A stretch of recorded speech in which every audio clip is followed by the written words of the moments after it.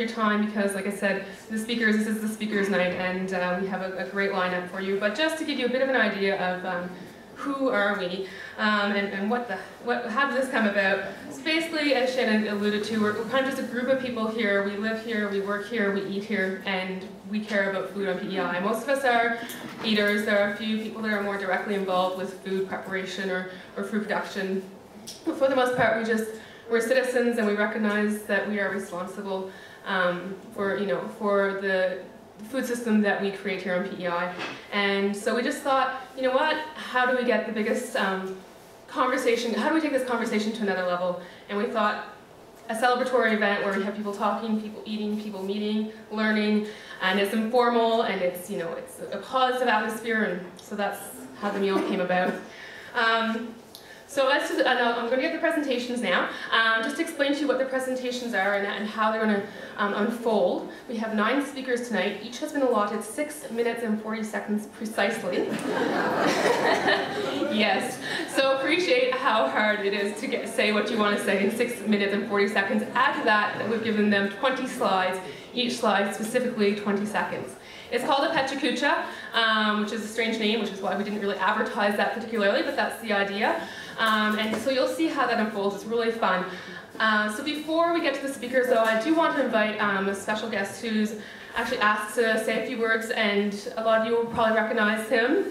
We're just going to let him speak for a couple of minutes, and then I'll get to giving you the speaker lineup, and we'll get on with the evening. But for now, I'd like to invite Paul Offer to come up here and speak a few words.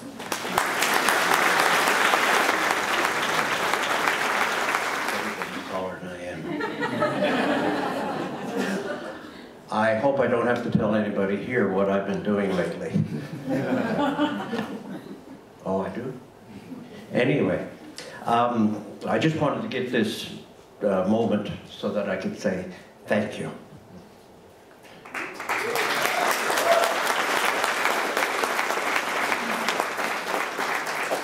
My friends tell me I need a box of Kleenex every time I say anything. Thank you very much. My wife and I don't know what we're going to do, but we know we've started something big, and we're going to back out now because it's not our job anymore. We've made our decision to close down because of rules and regulations that don't make any sense. But I want to warn you people. Warn, I'm sorry, it's a very tough word. I want to tell you, there's more coming. The egg thing has been sitting on our backs for quite a while. In 2012, the United States of America is going to require that every vegetable be barcoded. If you can imagine that translated down to the organic grower in the backyard. If I want to sell my crop in the United States, I'll have to have my crop barcoded. I'm not a business. Every small producer will be out of business. If this is not going to get your mind going about where we are going with our food supply, please start thinking about it.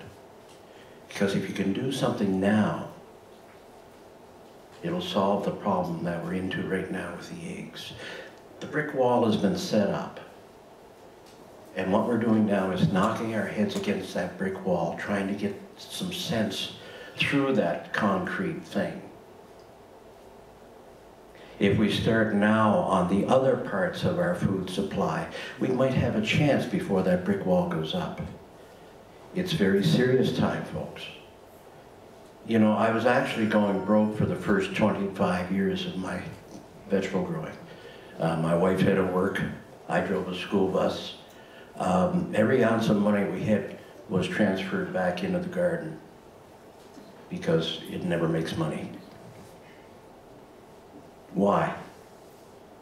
Why does every farmer want to do that? It's because they love doing what they're doing. And that's the only reason we have food in Canada, because these crazy people like myself want to grow food. We've got to be crazy. But I'm going to keep on doing it.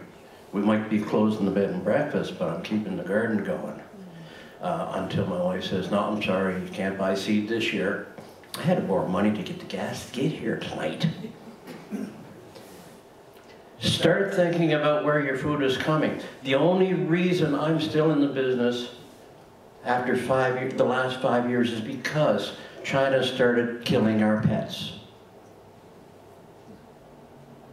Anybody remember that? And then that same kind of poison was coming over into human food. And all of a sudden people said, maybe I better find out where my food's coming from. They killed their own babies. It gets worse, don't talk about it. Think about it, do something about it, but that's what's going to happen here. Pretty soon we're not going to be able to afford to grow vegetables in Canada. By the way, store shelves just full of pickles. Where are they made? India. There's not a pickle being made in Canada anymore on a commercial scale. Every pickle plant's been closed down. So they're made in India and China. I'm sorry, I'm not picking on China. It's the easiest example to use. Start thinking about what is going to happen to us in the future when the price of fuel gets so much we can't afford to ship food in. Start thinking about what might happen to you.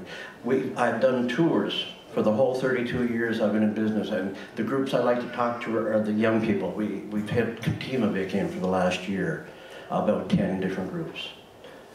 And you know what? These intelligent young people between the ages of 18 and 24 haven't got a clue about food. They haven't got a clue. They go to wherever to buy whatever they're looking for, and they don't even know what it's made of. Start thinking about your food supply, start thinking about where it's coming from, and worry about it, and do something about it. Don't sit on your hands and just let it go. It'll be too late by the time you get your hands out from underneath your bum. Okay? As I said, thank you. Excuse me. If I go into a bureaucrat's office and cry, they ask me to leave. If I go to my garden and cry, the ground looks up and says, thank you.